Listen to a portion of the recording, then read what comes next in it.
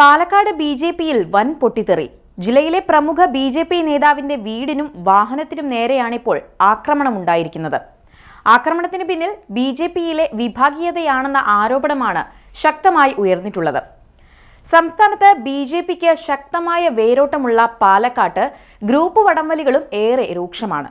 വരാനിരിക്കുന്ന ഉപതെരഞ്ഞെടുപ്പിൽ NDA ഏറ്റവുമധികം വിജയപ്രതീക്ഷ പുലർത്തുന്ന നിയോജക മണ്ഡലമാണ് പാലക്കാട്.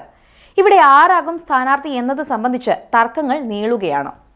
പാലക്കാട് സ്വദേശിയും സംസ്ഥാന നേതാവുമായ C. കൃഷ്ണകുമാറിനെ സ്ഥാനാർത്ഥിയാക്കാനാണ് സംസ്ഥാന നേതൃത്വത്തിന് താൽപര്യം.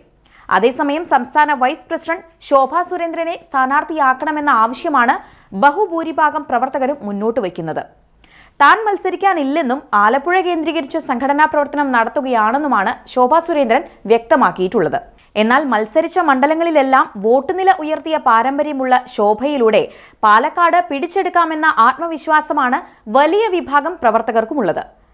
വിഭാഗീയത സംബന്ധിച്ച തർക്കങ്ങൾ കുറച്ചു കാലമായി പാലക്കാട്ട് പുകഞ്ഞു നിൽക്കുകയാണ്. അതിനിടയിലാണ് പാലക്കാട്ടെ മുൻ നഗരസഭാ കൗൺസിലർ കൂടിയായ BJP നേതാവ് SP അച്യുതാനന്ദന്റെ വീടിന് നേരെ ആക്രമണമുണ്ടായത്.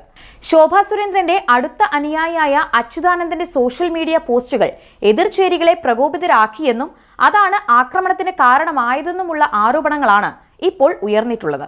പാലക്കാട് കുന്നത്തൂർമേട് AR മേനോൻ കോളനിയിലെ രാജശ്രീ വീടിന് നേരെയാണ് ആക്രമണം ഉണ്ടായത്. കാറിലും ബൈക്കിലുമായി എത്തിയവർ ബിയർ കുപ്പികൾ വലിച്ചെറിഞ്ഞാണ് ആക്രമണം നടത്തിയത്. ആക്രമണത്തിൽ വീടിന്റെ ജനൽ ചില്ലുകളും കാറിന്റെ ഗ്ലാസുകളും തകർന്നു. വീട്ടിലെ CCTV ക്യാമറയിൽ ആക്രമണ ദൃശ്യങ്ങൾ പതിഞ്ഞിട്ടുമുണ്ട്. കഴിഞ്ഞ ലോക്സഭാ തെരഞ്ഞെടുപ്പിൽ ശോഭാ സുരേന്ദ്രന് വേണ്ടി ആലപ്പുഴ കേന്ദ്രീകരിച്ചാണ് അച്യുതാനന്ദൻ പ്രവർത്തിച്ചിരുന്നത്. ശോഭാ സുരേന്ദ്രന്റെ പ്രസംഗങ്ങളും മറ്റ് സാമൂഹ്യ ഇടപെടലുകളുമെല്ലാം അച്യുതാനന്ദൻ മുൻകൈയെടുത്ത് സോഷ്യൽ മീഡിയകളിൽ പ്രചരിപ്പിച്ചിരുന്നു. ഇതിൽ ഒരു വിഭാഗം BJP പ്രവർത്തകർക്ക് എതിർപ്പുണ്ടായിരുന്നുവെന്ന ആരോപണവും ഉയർന്നിട്ടുണ്ട്. വരാനിരിക്കുന്ന ഉപതെരഞ്ഞെടുപ്പിൽ പാലക്കാട്ട് ശോഭാ സുരേന്ദ്രനെ മത്സരിപ്പിക്കണമെന്ന് വാദിക്കുന്ന BJP പ്രവർത്തകരിൽ മുൻനിരയിലാണ് SP അച്യുതാനന്ദന്റെ സ്ഥാനം. ഇതു സംബന്ധിച്ച് ഫേസ്ബുക്കിൽ അച്യുതാനന്ദൻ നിരന്തരം പോസ്റ്റുകളും ഇട്ടിരുന്നു. ഇതും അച്യുതാനന്ദനെതിരെ നീങ്ങാൻ ചിലരെ പ്രേരിപ്പിച്ചുവെന്ന വിവരങ്ങളും ഇപ്പോൾ പുറത്തെത്തിയിട്ടുണ്ട്. പാലക്കാട്ടെ ഒരു പ്രമുഖ BJP നേതാവ് ഉൾപ്പെട്ട 14 കോടി രൂപയുടെ അഴിമതി ആരോപണങ്ങളെക്കുറിച്ചുള്ള വാർത്തകൾ മാധ്യമങ്ങളിലൂടെ അടുത്തിടെ പുറത്തു വന്നിരുന്നു. സമൂഹ മാധ്യമങ്ങൾ വഴി അതെല്ലാം വിവാദമാക്കിയത് അച്യുതാനന്ദനായിരുന്നുവെന്ന ആരോപണം ഒരു വിഭാഗം BJP പ്രവർത്തകർ ഉയർത്തിയിരുന്നു. അതിന്റെ തുടർച്ചയായാണ് വീടിനും കാറിനും നേരെ ആക്രമണം ഉണ്ടായതെന്ന് അച്യുതാനന്ദനോടൊപ്പമുള്ള BJP പ്രവർത്തകർ ചൂണ്ടിക്കാണിക്കുന്നു. വരാനിരിക്കുന്ന പാലക്കാട് ഉപതെരഞ്ഞെടുപ്പിനെ അത്യധികം പ്രാധാന്യത്തോടെയാണ് BJP നേതൃത്വം വീക്ഷിക്കുന്നത്. തൃശൂരിൽ നേടിയ ഉജ്ജ്വല വിജയം പാലക്കാട്ടും ആവർത്തിക്കാനുള്ള തയ്യാറെടുപ്പാണ് നേതൃത്വം നടത്തുന്നത്. കേന്ദ്രമന്ത്രിമാരായ സുരേഷ് ഗോപിക്കും ജോർജ് കുര്യനും സംസ്ഥാനത്ത് ആദ്യമായി സ്വീകരണമൊരുക്കിയത് പാലക്കാട്ടായിരുന്നു. പ്രചരണത്തിന്റെ ആദ്യഘട്ടം എന്ന നിലയിലായിരുന്നു ഇത്.